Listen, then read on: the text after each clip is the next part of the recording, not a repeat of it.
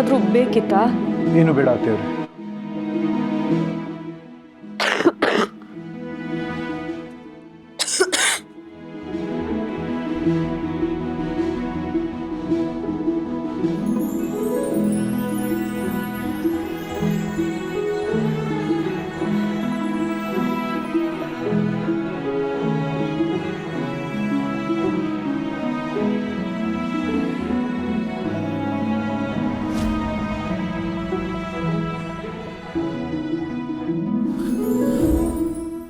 ರೀ ರೀ ಹಾಂ, ಊಟ ಸ್ವಲ್ಪ ತಡವಾಗ್ಬೋದು.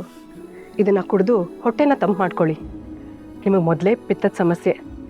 ಅಲ್ಲಿಡು.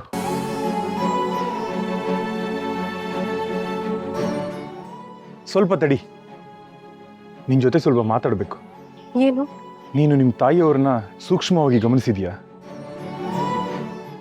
ಹೌದು, ಅಮ್ಮನ ಆರೋಗ್ಯ ಸರಿ ಇಲ್ಲ, ತುಂಬ ಸುಸ್ತಾಗಿದ್ದಾಳೆ. ಆದರೆ ಎಲ್ಲರ ಮುಂದೆ ಚೆನ್ನಾಗಿರೋ ಥರ ನಾಟಕ ಆಡ್ತಾ ಇದ್ದಾಳೆ ಅನಿಸ್ತಾ ಇದೆ. ಅದಷ್ಟೇ ಸಮಸ್ಯೆ ಅಲ್ಲ ಅಂತ ನನಗನ್ನಿಸ್ತಾ ಇದೆ. ಅಂದರೆ? ಅವ್ರ ನಡವಳಿಕೆ ಸಹಜವಾಗಿಲ್ಲ. ಅವ್ರ ಕಣ್ಣುಗಳಲ್ಲಿ ಏನೋ ನಿಗೂಢತೆ ಇದೆ, ಮಾತಲ್ಲಿ ಸತ್ವನೇ ಇಲ್ಲ. ತಪ್ಪು ತಿಳ್ಕೊಬೇಡ, ಈ ಲಕ್ಷಣಗಳು ಅಪಶಕುನದ ಸೂಚನೆ ಅಂತ ನನಗನ್ನಿಸ್ತಾ ಇದೆ. ಏನು? ನೀವೇನು ಹೇಳ್ತಾ ಇದ್ದೀರಾ? ನನಗೇನು ಅರ್ಥ ಆಗ್ತಾ ಇಲ್ಲ. ಗಾಬರಿ ಆಗಬೇಡ ವೆಂಕು. ಅವ್ರ ಕಣ್ಣಿಗೆ ಈ ಹಿಂದೆ ತೀರ್ಕೊಂಡಿರೋರೆಲ್ಲ ಕಾಣಿಸ್ತಾ ಇದೆ ಅನ್ಸುತ್ತೆ. ಬಹುಶಃ ಅವ್ರ ಪಿತೃಗಳು ಸಂಪರ್ಕಕ್ಕೆ ಬಂದಿರಬಹುದು.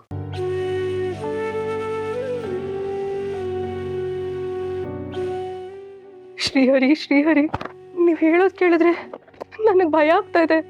ಸಮಾಧಾನ ಮಾಡ್ಕೊ. ಭಯ ಪಟ್ಕೊಂಡ್ರೆ ಸಮಸ್ಯೆ ಬಗೆಹರಿಯಲ್ಲ. ನಡೀತಾ ಇರೋದು ಶುಭ ಕಾರ್ಯ, ನಾಮಕರಣ. ನೀನು ಅನುಮಾನಾಸ್ಪದವಾಗಿ ನಡ್ಕೊಂಡ್ರೆ ಬೇರೆಯವ್ರಿಗೂ ಅನುಮಾನ ಬರುತ್ತೆ.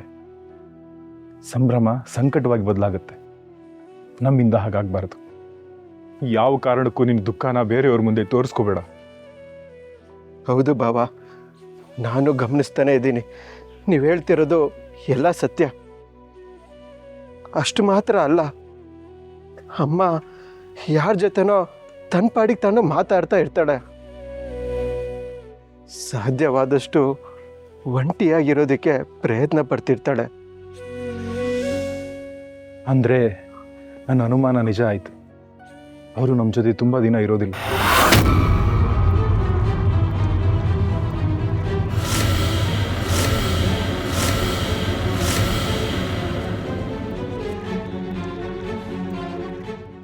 ಕಷ್ಟಪಟ್ಟ ಜೀವ ಅದು.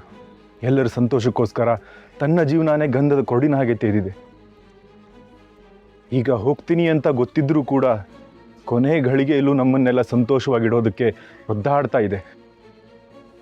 ನೋಡಿ, ನಾವು ಕೂಡ ಅವರನ್ನು ನಗ್ನಗ್ತಾ ಕಳಿಸ್ಕೊಡೋಕ್ಕೆ ಪ್ರಯತ್ನ ಪಡೋಣ. ಈ ವಿಷಯ ನಮ್ಮೂರಲ್ಲೇ ಇರಲಿ, ಯಾರಿಗೂ ಗೊತ್ತಾಗೋದು ಬೇಡ. ಸರಿ ಬಾಬಾ.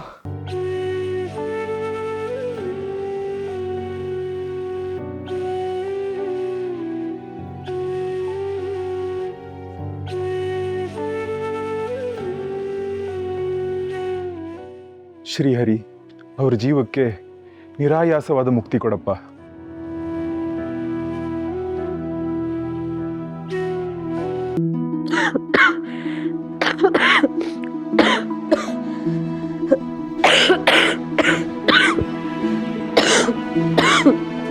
ಗೋಪಿ,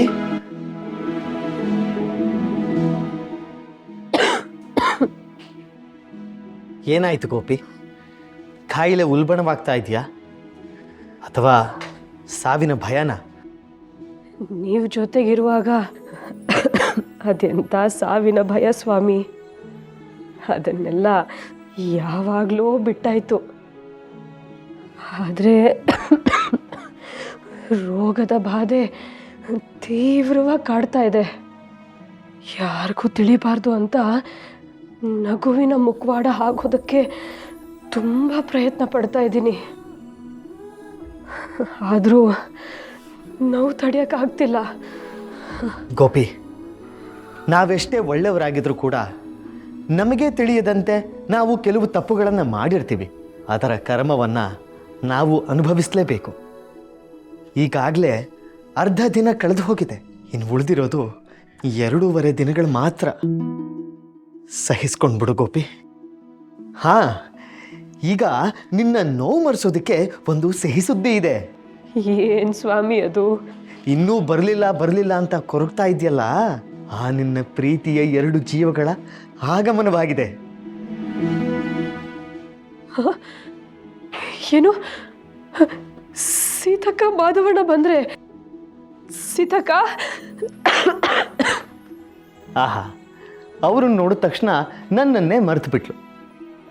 ಗೋಪಿ ನೆಚ್ಕೊಂಡವರನ್ನ ಜೀವಕ್ಕಿಂತ ಹೆಚ್ಚಾಗಿ ಹಚ್ಕೊಂಡು ಬಿಡ್ತಾಳೆ. ಗೋಪಿ, ಸೀತಕ್ಕ.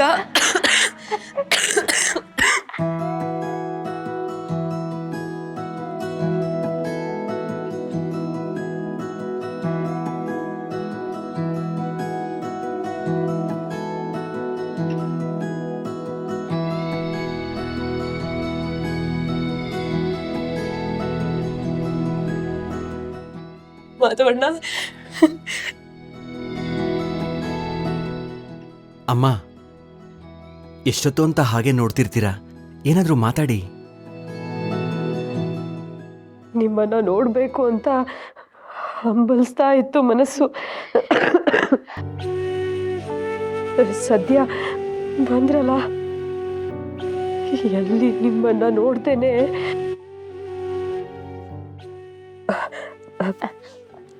ಸದ್ಯ ನನ್ನ ಮೊಮ್ಮಗನ ನೆಪದಲ್ಲಾದ್ರೂ ನೋಡಕ್ ಬಂದ್ರಲ್ಲ.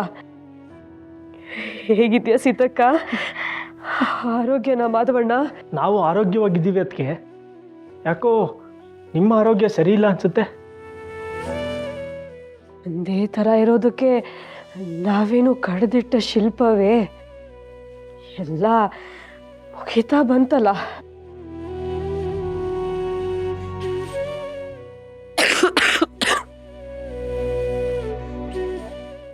ಗೋಪಿ, ಬನ್ನಿ, ಮಗು ನೋಡಿ.